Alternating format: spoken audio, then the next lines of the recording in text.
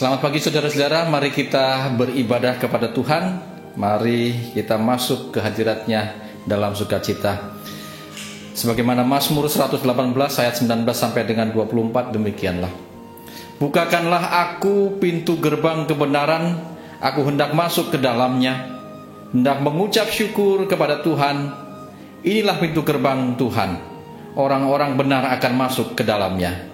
Aku bersyukur kepadamu, sebab engkau telah menjawab aku dan telah menjadi keselamatanku. Batu yang dibuang oleh tukang-tukang bangunan telah menjadi batu penjuru. Hal itu terjadi dari pihak Tuhan, suatu perbuatan ajaib di mata kita. Inilah hari yang dijadikan Tuhan. Marilah kita bersorak-sorak dan bersukacita karenanya.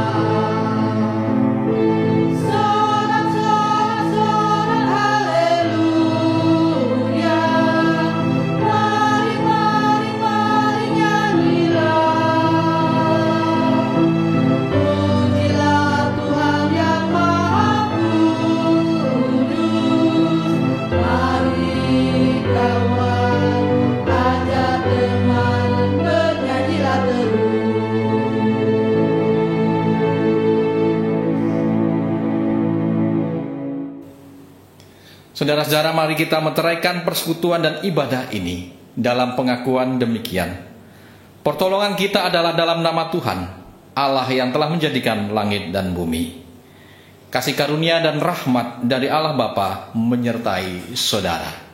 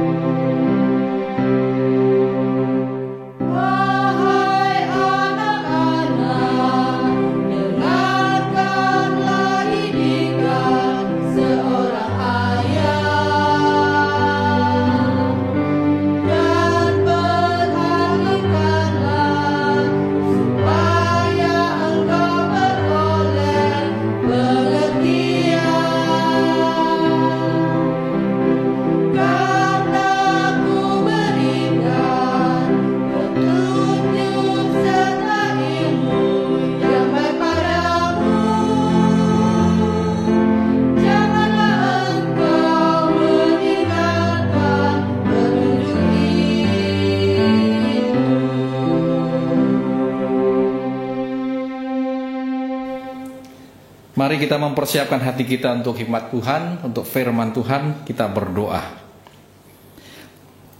Ya Tuhan, Allah sumber hikmat dan kebenaran, firman yang keluar daripadamu itulah yang menjadi penuntun kepada hidup yang berkenan. Ajarkanlah kepada kami memahami firman-Mu, dan bimbinglah kami untuk hidup di dalam jalannya. Perdengarkanlah hikmat-Mu ya Tuhan, dan jadikanlah kami baru olehnya. Dalam Kristus Yesus kami berdoa. Amin. Saudara-saudaraku yang kekasih, minggu ini kita masuk ke dalam momen Pekan Pendidikan Kristen GKSBS. Dan pada kesempatan ibadah ini firman Tuhan diambilkan dari Amsal pasalnya yang pertama, ayat yang ke-7 sampai dengan 9, yang demikian firman Tuhan. Takut akan Tuhan adalah permulaan pengetahuan, tetapi orang bodoh menghina hikmat dan didikan.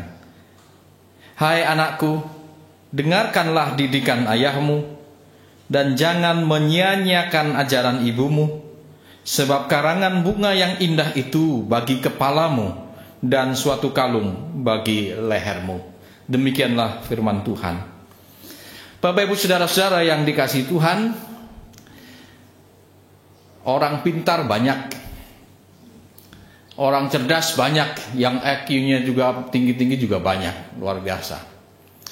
Dan ternyata orang-orang itu juga sudah memberikan kontribusi yang luar biasa dalam kehidupan kita sampai dengan saat ini. Tetapi ada beberapa bagian atau beberapa orang yang justru di dalam hidupnya ia mengalami penyesalan oleh karena penemuan-penemuan atau penciptaan-penciptaannya. Ada beberapa orang yang mereka merasa menyesal karena sudah menciptakan sesuatu. Di antaranya boleh saya sebut Mikhail Kalashnikov. Mikhail Kalashnikov adalah penemu dan pencipta senjata, khususnya yang kita kenal sekarang dengan senjata AK-47. Di akhir hidupnya ia merasa menyesal karena ternyata sekarang ini AK-47 justru karena senjata ini murah, senjata ini juga bagus dan mematikan, menjadi favorit, khususnya bahkan sampai dipakai untuk terorisme. Ia menyesal bahwa telah menghadirkan sebuah senjata yang telah banyak merenggut nyawa banyak orang. Begitu juga ada satu lagi yang saya mau sebutkan, yaitu Robert Oppenheimer. Mungkin kita mengenal, bahkan mendengar namanya sebagai orang yang punya pengaruh di Perang Dunia Kedua. Ya, dia adalah satu orang yang bekerja menjadi direktur laboratorium Los Alamos selama Perang Dunia Kedua. Ialah yang telah menghadirkan bom atom yang kemudian dijatuhkan di Jepang, di Nagasaki dan Hiroshima tahun 1945, yang nyatanya bom ini dampaknya luar biasa. Daya hancurnya luar biasa.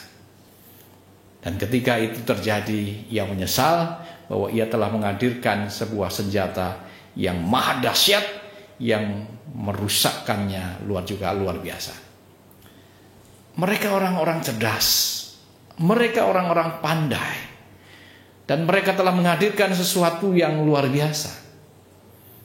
Tapi ketika kemudian yang telah dihadirkan itu disalahgunakan, justru untuk menghancurkan, justru untuk menghabisi, maka menyesallah mereka. Nah, kembali kepada cerita itu, nyatanya kita melihat bahwa ada banyak penemuan yang Saya kira kita juga setuju bahwa penemuan-penemuan itu sangat bermanfaat bagi kehidupan kita sebagai manusia dan kehidupan secara utuh di bumi ini. Sangat bermanfaat. Penemuan-penemuan itu menjadi sesuatu yang menolong kita dalam banyak hal.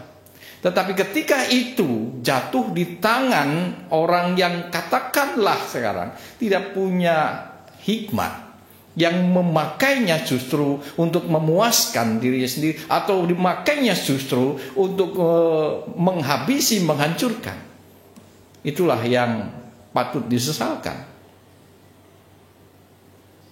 Dan ini menjadi catatan bagi kita bahwa ternyata kecerdasan intelektual itu mestinya disertai sesuatu yang lain, yaitu kecerdasan spiritual, kecerdasan emosional yang menolong kita ya, untuk bisa mengontrol, mengendalikan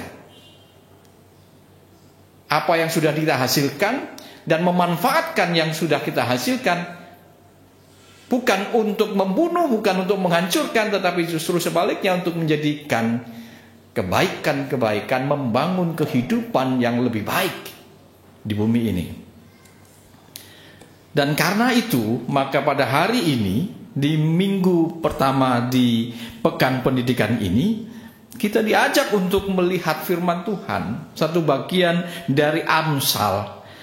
Amsal pasal yang pertama ayat 7 sampai dengan 9. Yang di sana disebutkan bahwa takut akan Tuhan adalah permulaan pengetahuan. Takut akan Tuhan adalah permulaan pengetahuan. Pertanyaannya, mengapa kok Amsal ini justru memulai supaya orang mendasarkan segala sesuatunya dengan takut akan Tuhan?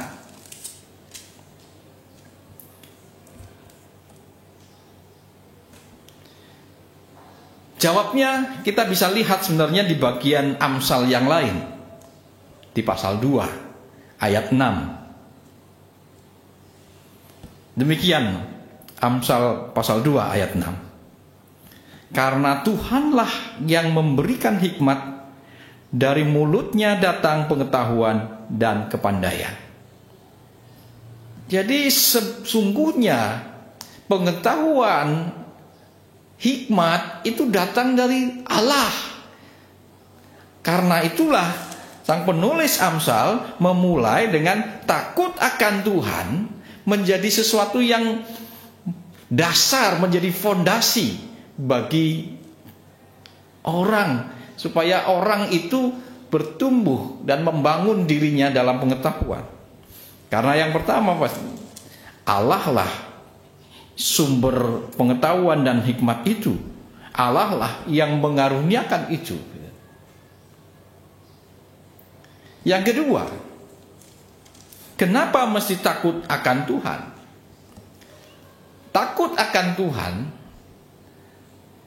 kalau kita melihat kepada terjemahan di Alkitab bahasa Indonesia yang sehari-hari, di situ katakan hormat dan takut akan Tuhan. Berarti takut di sini bukan sekedar takut, tetapi ada rasa hormat, rasa mengagungkan, menempatkan Allah pada posisi yang agung, yang layak ditinggikan, yang layak dimuliakan. Hormat itu menandai bagaimana kita pun menghargai, menempatkan Tuhan Allah sebagai yang tinggi, yang mulia. Kenapa? Sekali lagi, karena sumber dari segala hikmat itu adalah Allah. Kalau kita mundur melihat kepada kejadian-kejadian, kisah-kisah yang kemudian diceritakan di kitab Kejadian, kita melihat dan menemukan di sana bagaimana Allah mengadakan, menciptakan segala sesuatunya dengan hikmatnya, sehingga pada akhirnya Allah pun melihatnya sungguh amat baik. Hebat. Jadi hikmat Allah itu menjadi sumber untuk hikmat kita, menjadi sesuatu yang mestinya juga kita miliki, supaya kita hidup seperti Allah. Jadi kalau kita mau kembali kepada firman ini, kembali kepada perkataan firman ini, takut akan Tuhan adalah permulaan pengetahuan, ya, karena Allah yang memberikan pengetahuan, ya, karena Allah sendiri sudah menunjukkan, membuktikan kepada kita bahwa hikmatnya itu memang mengatasi segala hikmat, dan itu dibuktikan dalam setiap perbuatannya.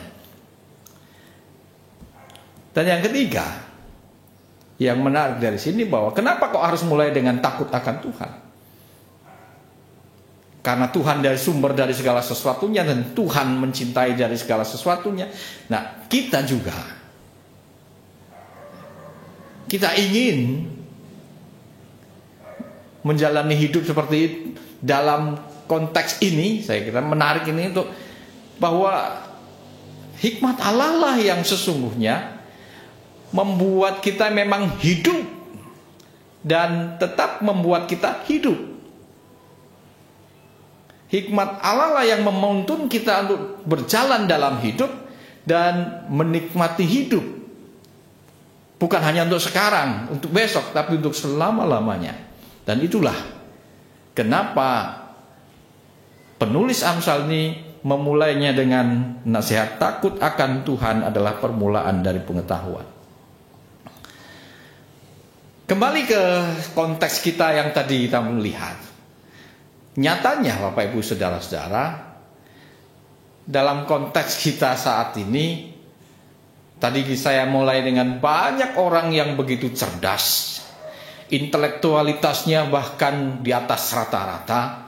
Mereka berhasil menghadirkan penemuan-penemuan, bahkan menciptakan banyak hal,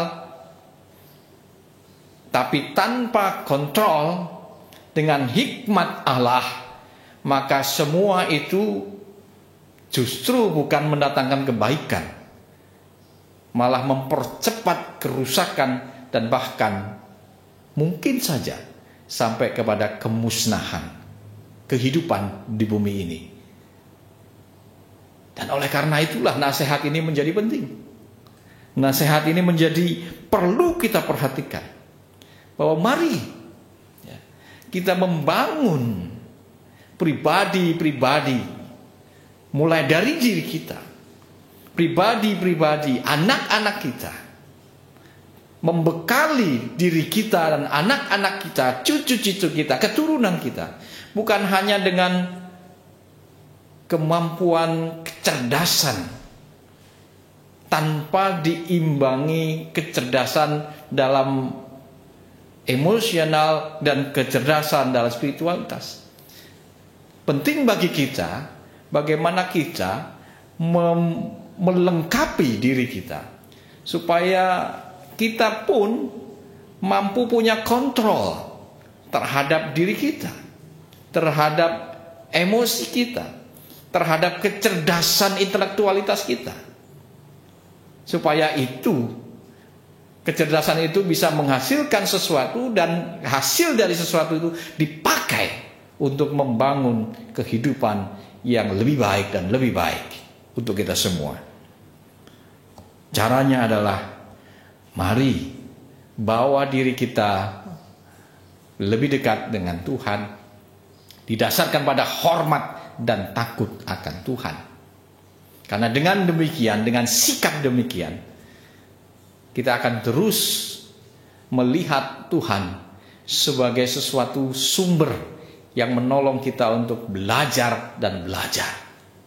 Menjadi sumber hikmat yang menolong kita untuk menemukan kebenaran yang menuntun hidup kita, mewarnai hidup kita, meneguhkan maksud dan tujuan kita, mengingatkan kita bahwa apa yang kita jalani, apa yang kita hasilkan dari hidup ini, sepatutnya kita kembalikan kepada Allah sesuai dengan maksud dan rancangan Allah terhadap kehidupan yang telah Tuhan Allah hadirkan ini.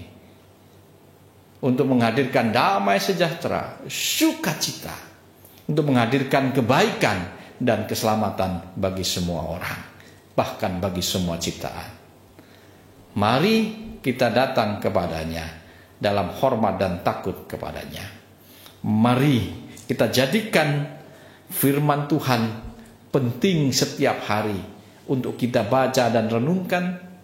Mari kita jadikan firman Tuhan menjadi penting untuk kita terus camkan setiap saat. Menjadi penting untuk kita teruskan kepada anak kita, cucu kita. Penting untuk terus kita ajarkan dan tanamkan sebagai sesuatu yang mendasari, menjadi fondasi dibentuknya karakter-karakter kita, anak kita, cucu kita, generasi sekarang dan generasi yang akan datang. Jadikanlah takut akan Tuhan sebagai semangat kita untuk membangun kehidupan. Tuhan memberkati kita semua. Amin.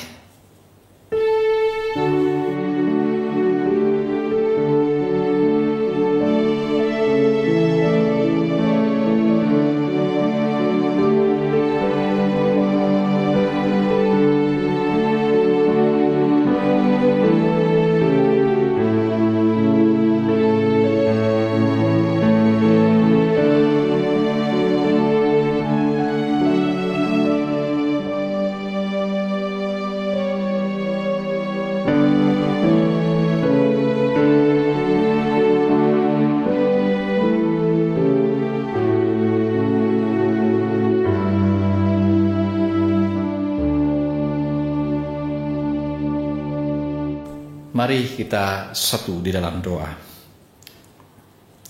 Kami mengucap syukur Tuhan untuk setiap firman yang telah Tuhan nyatakan kepada kami, yang menolong kami memahami hikmat-Mu, bahwa nyatanya apa yang kami miliki, yang kami kerjakan dan kami hasilkan, akan justru menjadi malapetaka bagi kami tanpa dilandasi oleh takut akan Engkau, tanpa dilengkapi dengan hikmat yang daripadamu. Dan hari ini kami diingatkan untuk kembali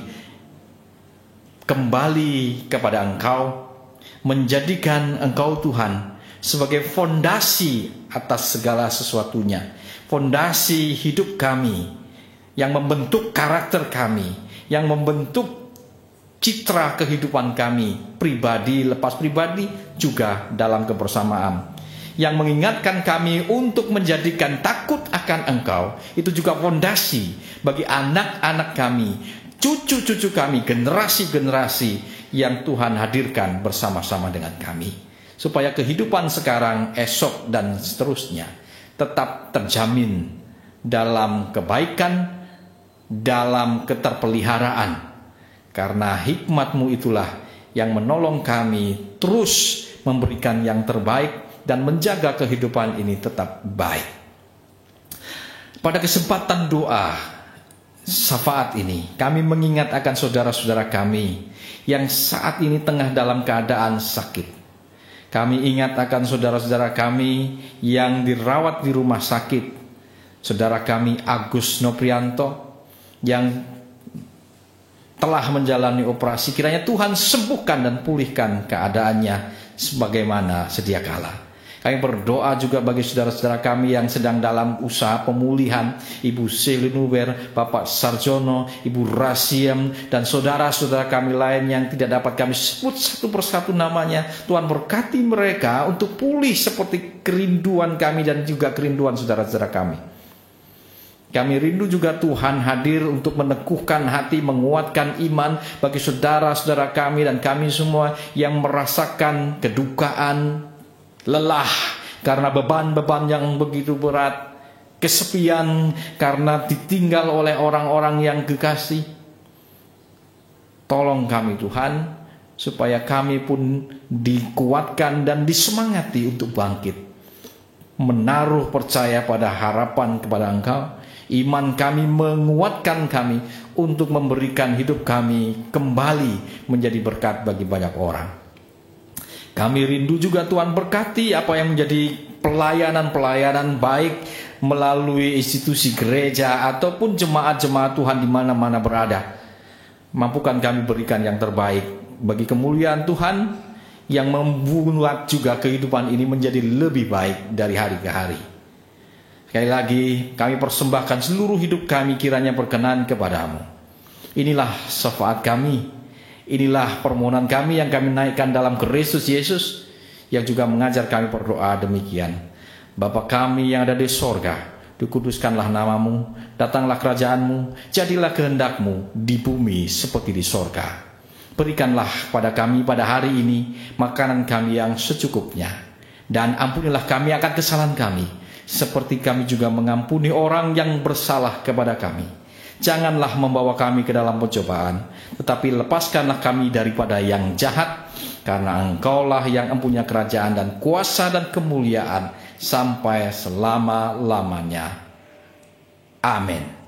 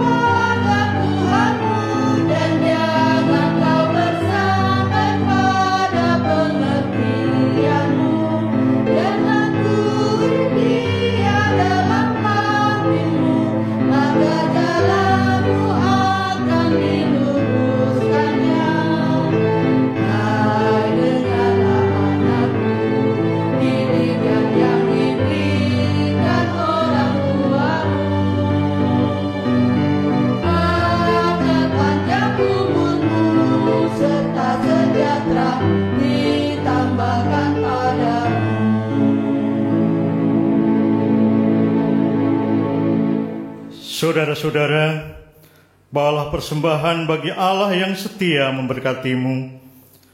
Nyatakanlah syukurmu kepadanya yang telah memenuhimu dengan kebaikan dan rahmat. Mari membawa persembahan bagi Tuhan dengan mengingat firman Tuhan yang diambil dari kitab Mazmur 96 ayat yang ke-8. Berilah kepada Tuhan kemuliaan namanya, bawalah persembahan dan masuklah ke pelatarannya.